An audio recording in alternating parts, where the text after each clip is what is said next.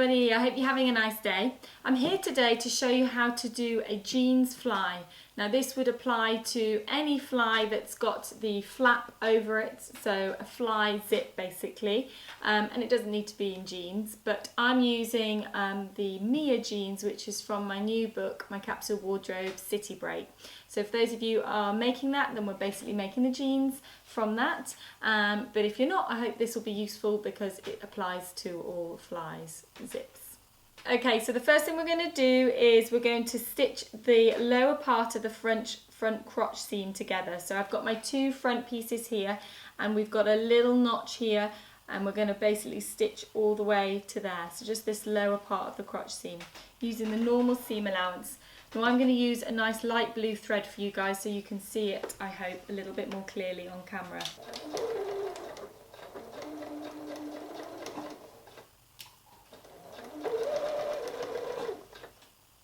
So now we've done that, we're going to put that to one side.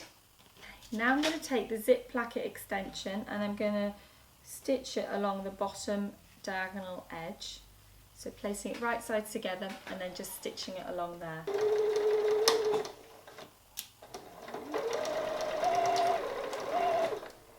So we're going to then turn that through and press that with the seam on the edge, and I'm going to overlock these two raw edges together, but making sure that I don't trim anything off. I'm just going to overlock them together. So there, that is overlocked. Now we're going to move back onto the trousers, and at the front what I've done on the right hand side is I've ironed over a centimetre. Now this is a centimetre of the 1.5 cm seam allowance, so on the right hand side of that front crotch, and I've extended up to 1.5 cm below the stitching. So here's my stitching that we just did, and you can see that I've ironed it beyond that, so beyond the start of that, so it's folded all the way down like that. Then what we're going to do is turn it the right way and we're going to pin our zip in place.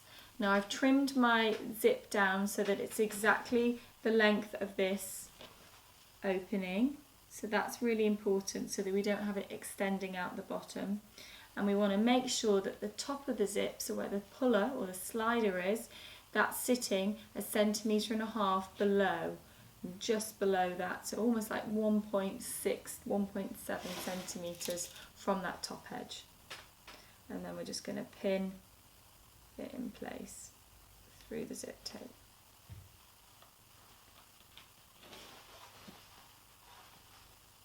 Just fold it back because we are going to want to stitch down here like there, so I'm just going to fold that back so that we can stitch up to there as well.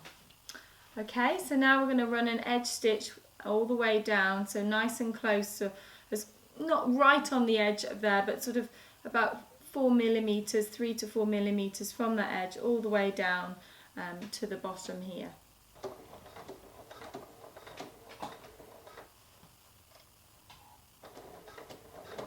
So there it is stitched in place. Okay, so I'm quite close to the edge but not right on it. So now what we're going to do is we're going to attach the extension piece. So we're going to slide that underneath and we're going to line it up with the centimetre that we folded over. Now that might be tricky to see because you've got the zip tape over it. But basically it's 1 centimetre from that folded edge there. And that will mean that from the folded edge, so from there to here, it should be 3.5 centimetres. So let's just check that. Yeah, so that's 3.5 centimetres. Well, obviously, if you're watching this and you've got your own pattern, hopefully they've given you measurements to be checking at this point because they could be a bit different to this, but certainly the technique is the same. So once that's pinned in, what we're going to do is using the same row of stitching that we just did, we're going to use that as our stitch line and just stitch over it again.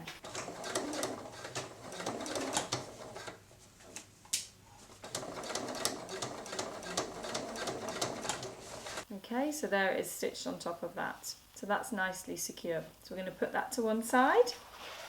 Okay, so I've got my zip facing piece now, and what we're going to do is just overlock that edge. You can see I've just overlocked that, but being careful not to take any of the seam allowance off, and we're overlocking the curved edge. And then what we're going to do is place it underneath the front side. So we're going with the left front of the jeans, and we're lining up the straight edge of the zip facing with that centre front edge of the jeans, and then we want to pin that in place. Okay, so the tricky thing is we do want our stitching to extend a little bit, so we're going to pin all the way beyond that stitching that's in the crotch, the lower crotch of the front two pieces. So when you get on the machine, as you're sewing towards the crotch seam, so where that notch is, you're going to just slightly extend, overlapping, but not stitching on top because that's going to be very difficult. So you're going to have to stitch slightly to the side, so to the right of the seam, just by a few millimetres, so that you just extend a little bit there. So we're sewing onto the seam allowance there. So you can see I've run my stitch there, so with my 1.5 cm seam allowance, and then at this point I just slightly bring it in, overlapping a little with that crotch seam there, so that I've definitely caught, and you can see on the back, so it's stitched all the way almost to the bottom of that facing piece, but not quite. Okay, so next stage is to press your facing away, so the seam allowance is going up towards the facing, and now I'm just going to run an understitch on the facing side, anchoring the seam allowance to the facing. So you have to go as far as you can, but you won't be able to get right down in there with your understitching, but just go as far as you can. So I've pressed that facing piece over towards the left there, and then what we're going to do is just gently, we're going to roll this down on top. Now what we're trying to do here is get a really nice position, making sure that nothing's twisted, and if we turn it back without moving it, we should check that this is extending by half a centimetre by 5 millimetres. So that is what we want to check is happening. It looks like that. So I'm holding this quite firmly, and then I'm going to lift this back without letting go of my position, holding that firm, and then I'm going to pin this back of the zip here onto the left hand side of my jeans.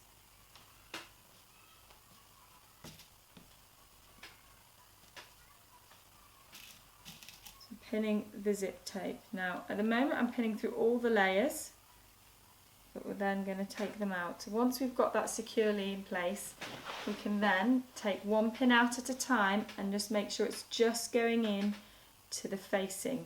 So we don't want it to come through to the front. So making sure that that's free.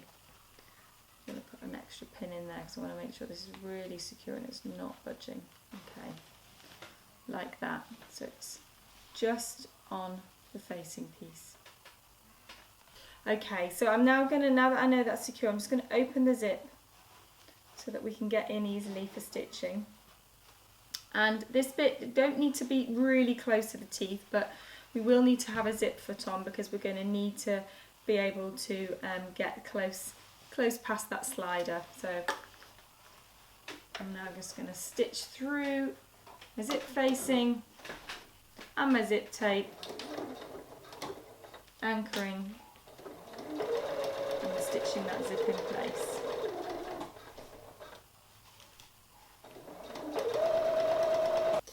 Okay, so that's now stitched in place. So what we're going to do now is we're going to mark where our top stitching from this side will be. So basically the last stage of the fly is to do the nice curved stitching from the top.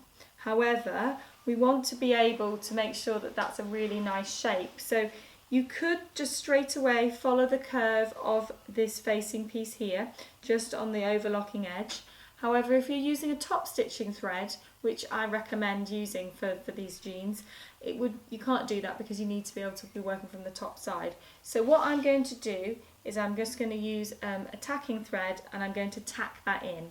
So I'm just going to put some pins in so that I pin the facing flat onto the front left side of the jean, and then I'm going to do a really neat tacking stitch following the curve This is the reason this is really important, because this is going to be the shape of my stitching, my top stitching. So take your time, don't do too big stitches, and just follow that curve round using the overlocking as a guide.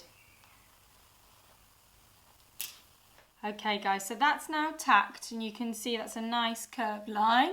So now I'm going to stitch it on the machine, and what's important is we need to move this out of the way. So you need to fold that back so that it's really out of the way, and if you want to, you can just pop some pins in just to keep it out of the way. Okay. First thing is just stitching along there. You can use your top stitching thread, or you can use a regular thread, whichever you've decided. And I'm just at the centre front. It's quite hard to get to that centre front because you have to really make sure you pull this behind so it's not in the way, but I think I've got it there. Let's have a look. That's good. Yep, and I didn't catch it. That's great. So now what I'm going to do is I'm going to unpick all of my tacking stitches and just neaten up the threads. Okay guys, so that's nice and neat. Now I'm going to go and do my second row, so sitting about 6mm or so just inside of that first row, following the same, trying to be as parallel as I can and keeping that out the way for this as well. Okay, and that's my second row done. So now I've got 2 rows of stitching. The last thing we need to do is we just need to anchor on the back. We need to anchor this little corner to the edge of the zip facing. Just here on the sewing machine, I'm just going to pop a little pin in there. Just that small amount there, just to keep the zip extension facing from curling back. So hold it in place. And I'm just going to do a little stitch forwards and backwards, just 3 or 4 stitches forwards and then 3 or 4 stitches backwards. And there we go, just a little stitch there. So now that's attached and that won't open out beyond there. Okay guys, and that is your fly done. So we've got the nice top stitching. Our zip is overlapping, so we've got that overlapping by 5mm. We've got our double top stitching there. And so if you are making these jeans, you can go back to your instructions and you can go and finish the rest of the jeans. I hope that was useful.